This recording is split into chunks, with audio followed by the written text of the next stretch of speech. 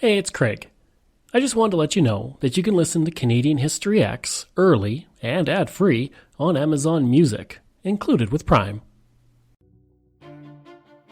Two of the most common questions I receive from listeners and social media followers are, what is your favorite historical period, and who is your favorite historical figure? My answers are invariably linked to each other. While I am fascinated by the pre-colonial era, it is Canada's fur trade era of the 1700s that truly scratches my history itch. For my favorite historical figure, there are many to choose from, but one reigns above all.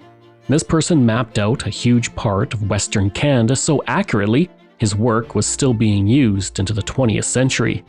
He spent so much time looking at the night sky, the Indigenous peoples called him the man who looks at stars. Throughout his life, he felt towering highs and crushing lows. I'm Craig Baird, this is Canadian History X, and this is the story of my favorite historical figure, David Thompson.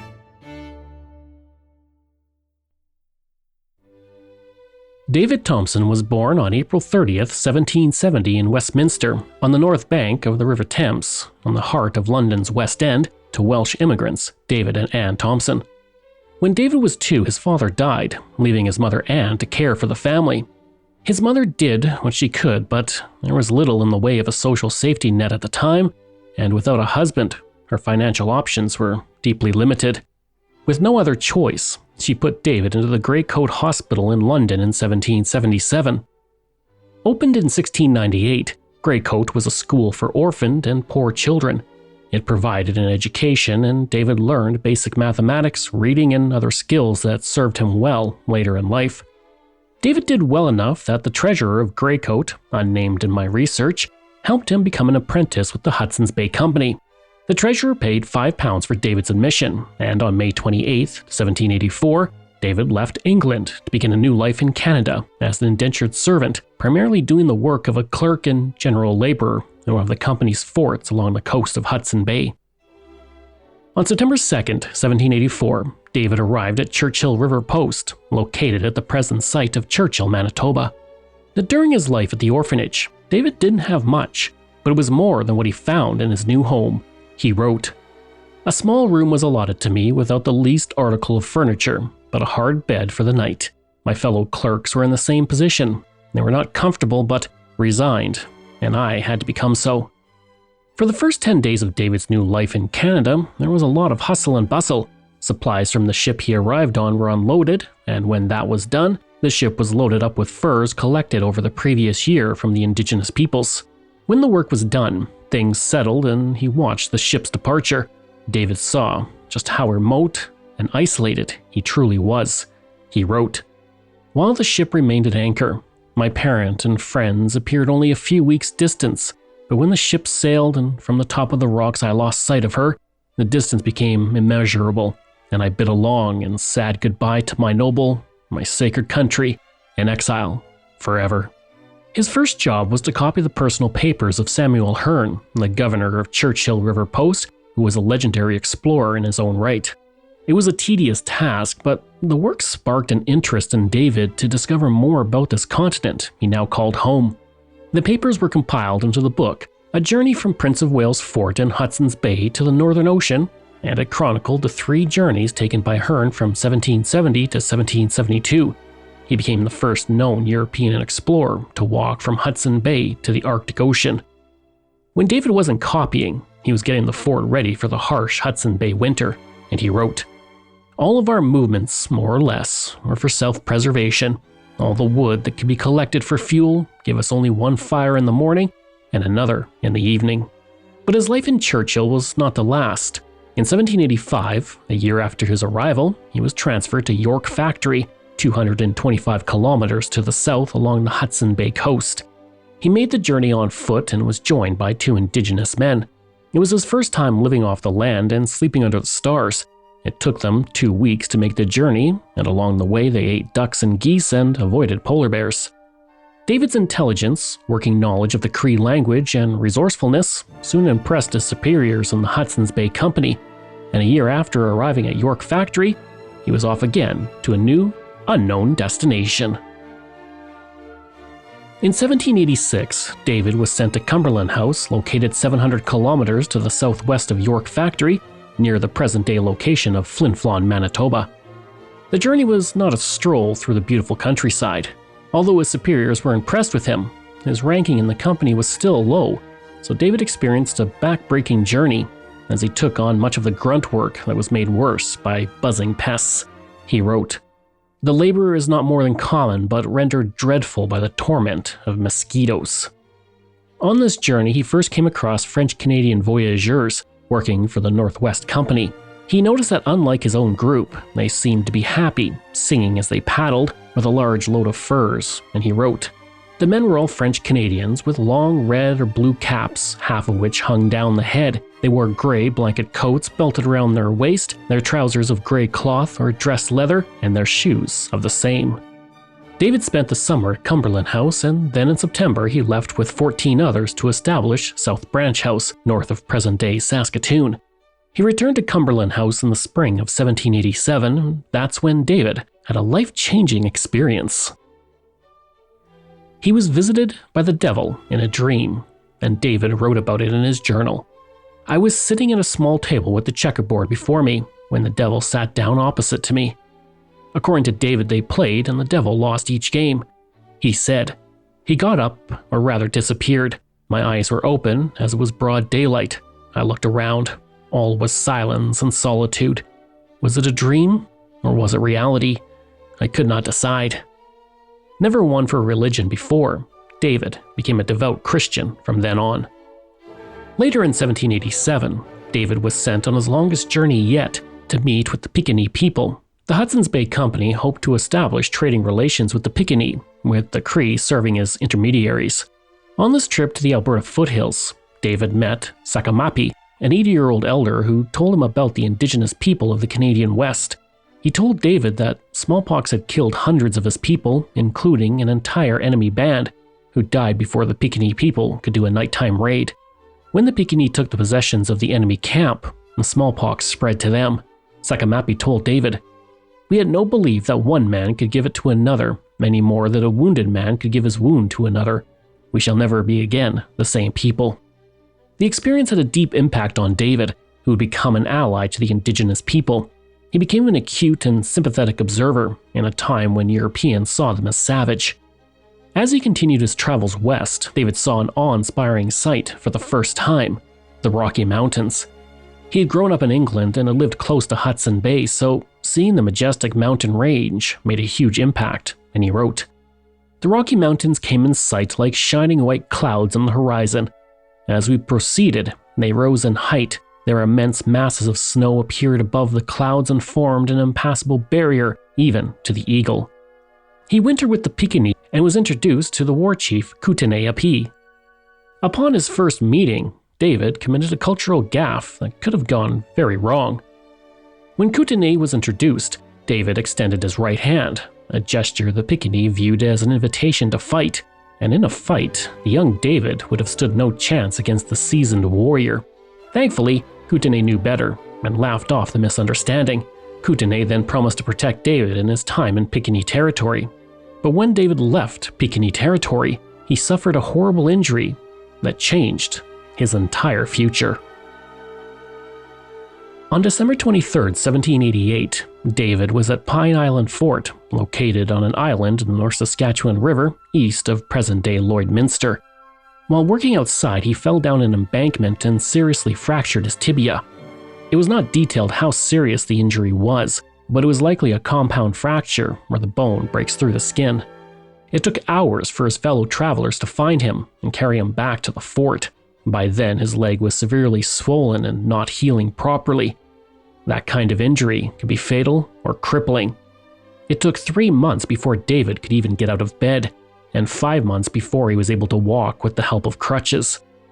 By the 6th month, a fur brigade was heading towards York Factory, and David went with them. Unable to walk beyond a few steps, he was much more cargo than passenger. They were traveling by boat, and the plan was to take David to York Factory for transport back to England. It seemed his Canadian adventure was over. But the pain of the journey was so bad that David was unloaded at Cumberland House, the next stop down the river. He spent the rest of that summer in bed. The long recovery could have driven some people mad, but David called it a blessing in disguise. He wrote, "By the mercy of God, it was the best thing that ever happened to me." He couldn't do much, so he expanded his mind. He learned everything he could about astronomy, mathematics, and surveying, where he was helped by Hudson Bay Company surveyor Philip Tuner. Tuner was very impressed with David and wrote to the Hudson's Bay Company directors in London. "I've inserted some observations which were made and worked by your honour's unfortunate apprentice, David Thompson. I am fully convinced they are genuine, and should he ever recover his strength far enough to be capable of undertaking expeditions, I think your honours may rely on his reports to the situation of any place he may visit." It took David 2 years to recover from that broken leg, and he spent so much time studying the stars through a sextant that he went blind in one eye. In the early spring of 1790, David took 41 astronomical fixes of Cumberland House. Feeling competent enough as a surveyor, he recorded the first description of the outpost's longitude and latitude, and his readings were extremely exact, so much so that in the past 2 centuries, it's not been changed by modern surveyors and equipment. Now recovered, David was sent to York Factory to continue his apprenticeship, which was fast coming to an end. Traditionally, when an apprentice reached the end of their time with the Hudson's Bay Company, they were given a pair of fine clothes as a parting gift. David asked if, instead of fine clothes, he could receive surveying tools. The Hudson's Bay Company gave him both the clothes and the tools, and then offered him a 3-year contract with the company worth £15 per year. And David promptly said yes. Blind in one eye and with a permanent limp, David was about to embark on a journey to become one of the world's greatest surveyors and explorers, and my favorite figure in history. The first step of his journey began in 1792 with David's first significant survey. The company tasked him with furthering the research of Philip Tuner, who in the year previous started looking at the waterways leading to Lake Athabasca. Lake Athabasca is located at the present-day border of northern Alberta and Saskatchewan, and was first explored by Sir Alexander Mackenzie in the 1780s. David completed his survey and successfully mapped a route to Lake Athabasca. In 1793, David completed 34 observations of the longitude of Cumberland House using lunar distances. He accomplished this by spending 3 hours on each calculation, which created a mean error factor far below what was thought possible at the time. In the autumn of 1794, he was asked to survey the waterways between the Nelson and Churchill rivers in present-day Manitoba. The area was growing in importance as the Hudson's Bay Company competed with the Northwest Company over fur. The Northwest Company was founded in Montreal in 1779 as a rival to the monopoly held by the Hudson's Bay Company, and whereas the Hudson's Bay Company kept its forts along Hudson Bay and traded with the indigenous peoples who came directly to their forts, the Northwest Company did things differently. The company went into the interior of Canada and traded with the indigenous peoples before they made it to Hudson Bay and diverted trade away from the Hudson's Bay Company. The Northwest Company built forts in the interior of the continent, making it easier for the indigenous peoples to trade with them. This caused the Hudson's Bay Company to alter how it did business, and the company began to establish forts and trading posts within the continent as well. In his surveys of the waterways between the Nelson and Churchill rivers, David established a fort at Sipawest Lake, and then surveyed a route to Churchill by way of the Burntwood River. For his work, David was promoted to surveyor in 1794 and given a raise to £60 per year. On July 18, 1794, he left York Factory and stayed in Churchill for the winter. And for the next 2 years, he surveyed the land from Churchill to York Factory with the aid of 2 Chippewan guides, and then returned to York Factory for the winter of 1796. And everything was going well for David. He had a job he loved that gave him the freedom he craved. But in 1797, everything came to a halt. David Thompson lived to survey, and it was all he wanted to do, and for him the fur trade was secondary. And that was not the case for the Hudson's Bay Company, and as talented as David was, they wanted him to focus more on trading furs rather than mapping rivers. In early 1797, the Hudson Bay Company ordered David to stop surveying and focus completely on the fur trade. To entice him, they offered him the role as Master of the Northward, where his primary duties would be to trade fur, and this was a big promotion for someone who was only 27. But David refused it outright. he saw the promotion as nothing more than a desk job. If he could not survey, he would not work for the Hudson's Bay Company. On May 23, 1797, he ceased his employment and walked 130 kilometers through a late spring snowstorm to the nearest Northwest Company fort. When he arrived, he was immediately hired as a surveyor. David wrote in his journal, "This day left the service of the Hudson's Bay Company and entered the Company of Merchants from Canada. May God Almighty prosper me." Now an employee of the Northwest Company, he was sent to survey part of the Canada-US border along the water routes from Lake Superior to the Lake of the Woods. The Jay Treaty had been signed between England and the United States in 1794, and this would resolve any unresolved concerns over territory left over from the American Revolutionary War. The Northwest Company also needed to know which of its forts were on the American side, and David was told by the company that he was to mark the line of the 49th parallel of latitude wherever he could, especially in the Red River area of present-day Manitoba. The Northwest Company sent messages ahead to forts, and David was to receive any men he needed and any supplies he requested. He was also told to catalog indigenous villages and record what he could of the inhabitants who lived there in the hopes they could become trading partners. And David wrote this was a big change from how he dealt with the Hudson's Bay Company. He said, "How very different the liberal and public spirit of the Northwest Company of Merchants of Canada from the mean, selfish policy the Hudson's Bay Company styled honorable, and whom at little expense might have had the northern part of this continent surveyed to the Pacific Ocean." On August 9, 1797, David left Grand Portage in what is now Minnesota with a fur trade brigade and journeyed west towards present-day Manitoba. While in the area, he traveled to various trading posts and took fixes of their positions. He also sent a cursory map east to the Northwest Company, and then left with a group of 9 men to travel to the confluence of the Surrey and Assiniboine River. Unfortunately, it was November and the cold weather slammed the party as they journeyed along the 49th parallel. Temperatures fell to minus 35 degrees Celsius. But after 33 days, they reached a Mandan village in what is now North Dakota. David cataloged the village, the people, and recorded a vocabulary of 375 words. For the next 3 weeks, David fixed positions of Northwest Company forts in the area and discovered several of the forts were on the southern side of the 49th parallel.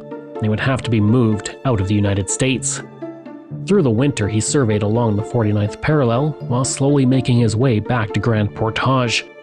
Along the way, he completed the first chart of the shoreline of Lake Superior.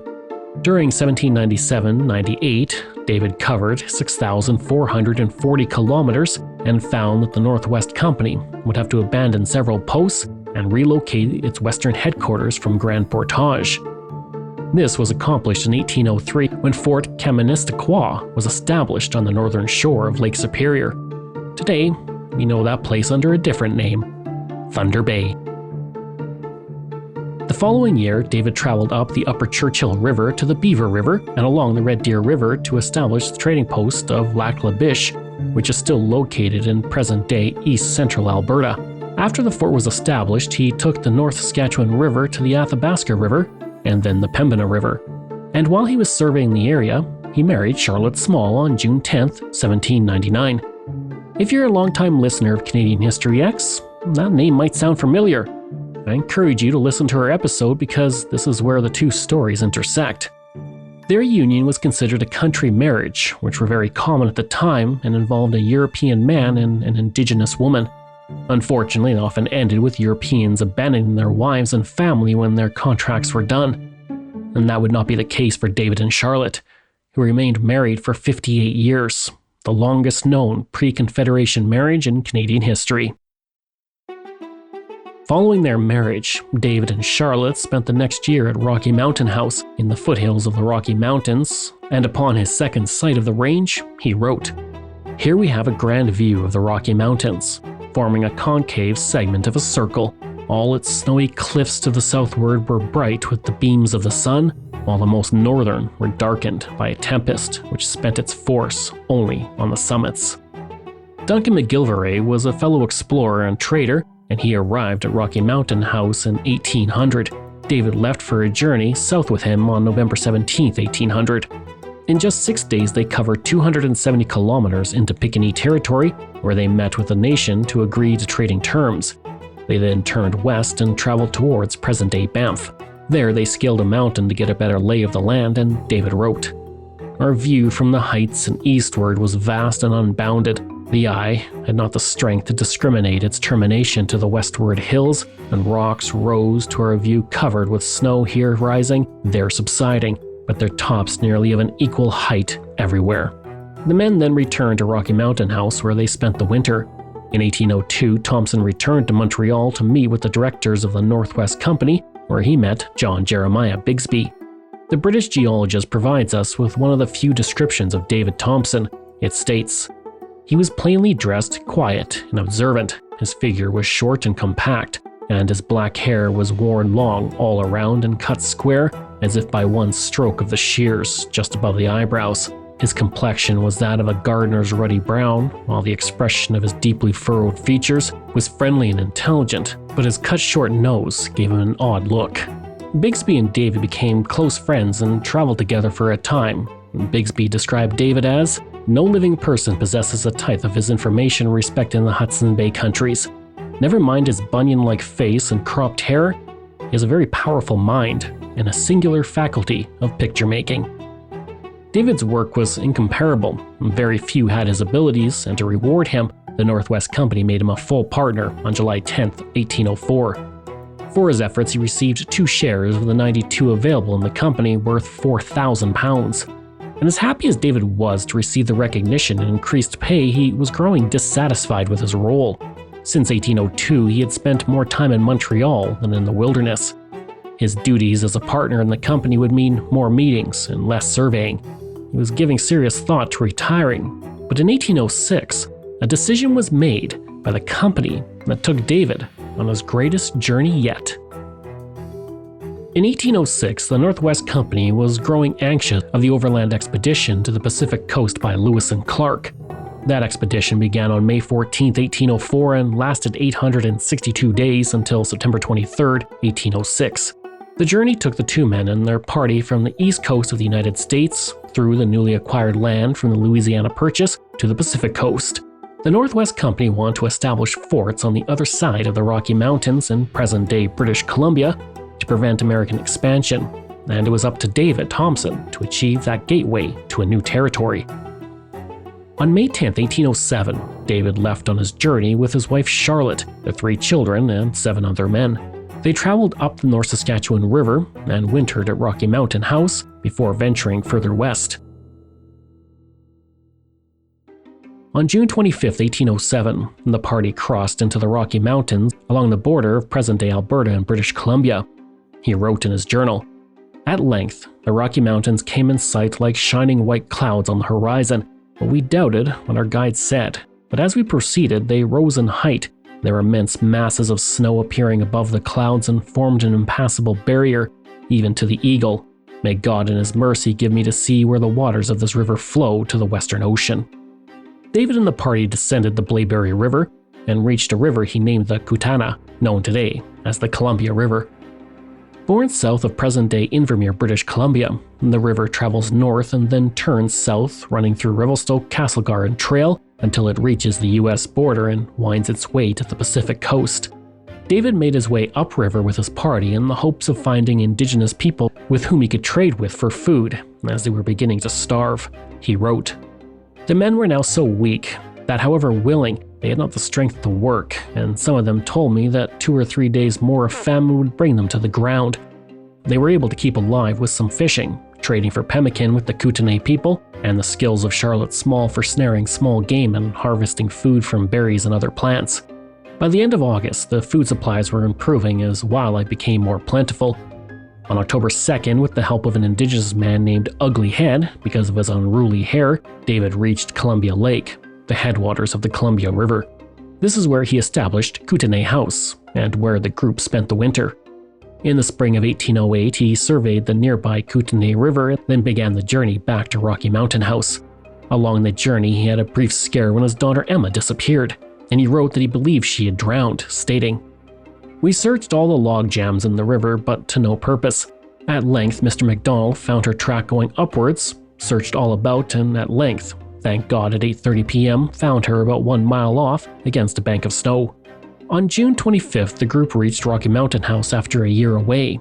Then 2 years later, in 1810, David started to journey eastward to Montreal, where he was given orders to return to the Rocky Mountains and establish a route all the way to the mouth of the Columbia River. The Northwest Company had heard that John Jacob Astor was sending a ship around South America to establish a fur trading post for the Pacific Fur Company at the estuary of the Columbia River, and the Northwest Company wanted to beat him to it. With his new orders, David turned back to the Rocky Mountains. He was now approaching 50, and the time outdoors was getting hard on his body. While in Rocky Mountain House, he wrote a letter to his friend, Finan MacDonald, stating, "If all goes well and it pleases good Providence to take care of me, I hope to see you in the civilized world in the autumn of 1812. I'm getting tired of such constant hard journeys. For the last 12 months, I've spent barely 2 months under the shelter of a hut. All the rest have been in my tent, and there is little likelihood the next 12 months will be much different." In his journey to the Rocky Mountains, he would also have to find a new route. David could not take the Blaeberry Pass because an indigenous nation occupied the area, so he turned to his wife Charlotte for help. David tried to find a river route through the mountains and only found failure, so Charlotte persuaded him to try the Athabasca River. On her advice, David made a portage from Rocky Mountain House to near present-day Hinton, where he ascended the Athabasca into the mountains and wintered near what is now Jasper. In the spring, Charlotte told her husband to go up the Whirlpool River. He once again listened and discovered the Athabasca Pass, which allowed him to go into present-day British Columbia through the mountains. As he camped at the top of the pass, he wrote, "My men were not at ease, yet when the night came they admired the brilliancy of the stars, as one of them said he thought he could almost touch them with his hand. Many reflections came to mind. A new world was in a manner before me." This pass became a popular route for fur traders until it was replaced with the Yellowhead Pass in the latter part of the 19th century. David and his party then began their journey down the Columbia River towards the Pacific coast. In April 1811, he reached Spokane House near present-day Spokane, Washington. There, he built a new canoe for the last leg of the journey. On July 3, 1811, he left and proceeded down the river the rest of the way, and 6 days later, near the entrance of Snake River into the Columbia, David wrote, "I erected a small pole with a half sheet of paper tied about it with these words, 'Know hereby this country is claimed by Great Britain and the Northwest Company from Canada. Do hereby intend to erect a factory on this place for the commerce of the country.'" At 1 p.m. on July 15, 1811, David reached the partially constructed Fort Astoria. David had arrived 2 months too late, and the Northwest Company was beaten in setting up the post. Gabriel Franchet, one of the head officials of the new Fort Astoria, wrote of the arrival of David Thompson. "Toward midday, we saw a large canoe with a flag displayed at our stern, rounding the point, which we called Tongue Point. We knew not who it would be, for we did not expect our own party, nor to cross the continent by the route which Captains Lewis and Clark had followed." David and his party's arrival was a surprise to the men in the fort, but they were welcomed and treated as friends, despite working for rival companies. Gabriel wrote, "The flag she bore was the British, and her crew was composed of 8 Canadian boatmen and voyageurs. A well-dressed man, who appeared to be the commander, was the first to leap ashore, and addressing us without ceremony said that his name was David Thompson, and that he was one of the partners of the Northwest Company." They stayed for just over a week to prepare for their journey back east, and then Gabriel wrote, "Mr. Thompson kept a regular journal and traveled. I thought more like a geographer than a fur trader. He was provided with a sextant, chronometer, and barometer, and during a week's sojourn, which he made at our place, had an opportunity to make several astronomical observations." On July 22, 1811, David set off from the Columbia River, joined by a Pacific Fur Company boat, before they parted ways as his party traveled north. For David, this was the end of an era that began 27 years earlier during his first surveys of the Canadian West. He'd accomplished his dream of mapping the West, and he was ready for retirement. He said, "Thus, I have fully completed the survey of this part of North America from sea to sea. By almost unnumberable astronomical observations, have determined the positions of the mountains, lakes, and rivers and other remarkable places of the northern part of this continent, the maps of all which have been drawn and laid down in geographical position, being now the work of 27 years. After wintering at Salish House until 1812, David crossed back over the Rockies for the last time and headed towards Montreal, where he officially retired 17 months after he left the Columbia River estuary. He was given a generous pension worth £100 plus a full share of company profits for 3 years. And settled down, David began to work on his magnum opus, a giant map. It was a summary of a lifetime of work. The map covers the area from Lake Superior to the Pacific. He completed one large map and another made up of several smaller maps pieced together. The large map was sent to Fort William, where it hung in the Great Hall for half a century. The other map, 3 meters long by 2 meters high, is now in a special cabinet at the Archives of Ontario in Toronto. The maps were so accurate, they were still being used by the Canadian government a century later. In 1815, David and the family moved to Williamstown, Upper Canada, and lived on a farm he purchased from Reverend John Bethune. And if that name sounds familiar, that's because his descendant is Dr. Norman Bethune. I covered his story in an episode in 2023, but you might remember he's also related to our third Prime Minister, Sir John Abbott, who's also the great-grandfather of actor Christopher Plummer. This means that David Thompson and his family bought a farm from Plummer's great-great-great-great-grandfather. I don't know how many degrees of Kevin Bacon, but everything in Canadian history is connected. David had retired, but his love of surveying was still strong, even if his body was getting too old for it. Following the War of 1812, a border was established, and from 1815 to 1820, he surveyed it along the St. Lawrence River towards Sault Ste. Marie, which was a bit easier because it was closer to civilization. With this work completed, he returned to his life as a landowner and became the Justice of the Peace for his region in 1820. But financially, the family was struggling. His shares in the Northwest Company became worthless when it was absorbed into the Hudson's Bay Company in 1821. Most of his remaining wealth was invested in land, giving him little in the way of an income. He'd invested in a potash production company and 2 general stores, all of which failed. By 1831, most of David's money was gone, and by 1833 he was so deep in debt that he had to give up much of his land over to creditors. Now in his 60s, David returned to work and conducted hydrographic surveys for the British North America Land Company.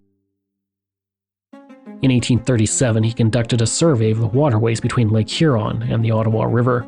The work was hard on him physically, and over the next decade he slowed down and his income decreased. In 1845, he and his family moved to a rented house in Montreal, where money remained tight and the family moved several more times. In August 1840, at the age of 70, he applied to be a clerk with the Hudson's Bay Company, the same position he had over 50 years earlier, and he was turned down. One of the final jobs he ever completed was surveying the vast estate of fellow explorer Sir Alexander Mackenzie. But unlike him, things for David were financially dire, and eventually, he was forced to sell his precious surveying tools to feed the family and pay the rent. In his final years, David and Charlotte were forced to move in with their daughter and son-in-law to save money, and he spent his days working on his journals, consisting of 77 field books. He hoped his work would be published, but he found no takers. In 1851, David went completely blind. He spent the last 6 years of his life as a man lost in the memories of the wilderness he helped to explore. On February 10, 1857, David Thompson died. 3 months later, Charlotte joined him. And that may seem like a tragic end to the story, except decades later, a man came along to give David the glory he deserved. In 1889, geologist J.B. Tyrrell, the man who found dinosaur fossils in the Alberta Badlands, purchased David Thompson's notes from one of David's sons. He became enthralled by the narrative and fascinated by the man who mapped a large portion of Western Canada, and he looked for a publisher. Tyrrell said of David, "There were few white men in the West in those early days who bore so consistently as he did the white flower of a blameless life." David Thompson's narrative was published in 1916 and has remained in print ever since. Tyrrell also bought a headstone for David's unmarked grave in the Mount Royal Cemetery in Montreal. And the book brought a new interest in David Thompson, and he was named a National Historic Person in 1926. And since then, the honors have just flooded in. Historical plaques celebrate Thompson in several areas in Alberta and British Columbia. At Lac La Biche, a statue marks his arrival on October 4, 1798. Other statues and monuments pay tribute to him in North Dakota, Montana, and British Columbia. In 1957, Canada Post issued a stamp. The David Thompson Highway, commonly referred to as Highway 11 in central Alberta, runs from Saskatchewan River Crossing near Mount Sarbuck and Banff National Park and travels east to Nevis Passing Rocky Mountain House. There are 3 secondary schools named for him, 2 in BC and Invermere, and Vancouver, and 1 in Leslieville, Alberta. In 1958, Charles Sandel, the great-grandson of David Thompson, opened the David Thompson Stampede in Rocky Mountain House, the place that David and Charlotte were so long associated with during their lives. In 2007, a commemorative plaque was placed on the wall of Greycoat Hospital in London to honor the time that David attended there. And today, David is considered by some historians to be the greatest land geographer that the world has ever produced. But why do I love him? I have a strong fascination with Canada's fur trade era. It was a time before there were fences and roads, or cities of concrete and glass peppering the land. You could choose a direction and just walk. Now, I do understand that as a romanticized view, but for me, David Thompson represents freedom. He was able to wander, choosing a direction without being impeded. When I first watched Canada, People's History in 2000, one of the episodes focused on David Thompson and his life. It outlined the life, the man who looked at stars, and I was fascinated by it from that moment on. David Thompson was a man who bucked the trends of the day. He had honor and integrity. He was a man who was born into poverty, raised in an orphanage, and shipped to a place far from his home. He dealt with hardship and loneliness, and suffered a terrible injury. His life could have taken many paths, but through his own perseverance and drive, he succeeded in becoming immortal. His legacy makes him a true Canadian legend. For me, David Thompson represents the proof that you can succeed at something you love if you put the work and effort in to make it happen. And he certainly did. I hope you enjoyed that episode and our look at David Thompson. Information comes from Canadian Encyclopedia, David Thompson Country, Wikipedia, Biography, Canadian Museum of History, British Columbia from earliest times to the present, Fort Vermilion before Alberta, the Hudson's Bay Road, days before yesterday, the conquest of the Great Northwest. This show is researched, produced, and written by me, Craig Baird, with the help of Dila Velasquez. Audio production and design by Rosalind Kufor. If this is your first time listening and you like what you heard, please take a moment and give us a 5-star review to help other people find these amazing stories. And there are so many for you to sink your teeth into. If you enjoy this podcast, then please check out my other podcasts, From John to Justin, Canada, A Yearly Journey, Pucks and Cups, and Canada's Great War. We love hearing from you, so if you have a show topic you want me to cover, email me at craig@canadaehx.com. Or stop by my website and social media. I'll include all of those in my show notes. Until next time, I'm Craig Baird, and this is Canadian History X.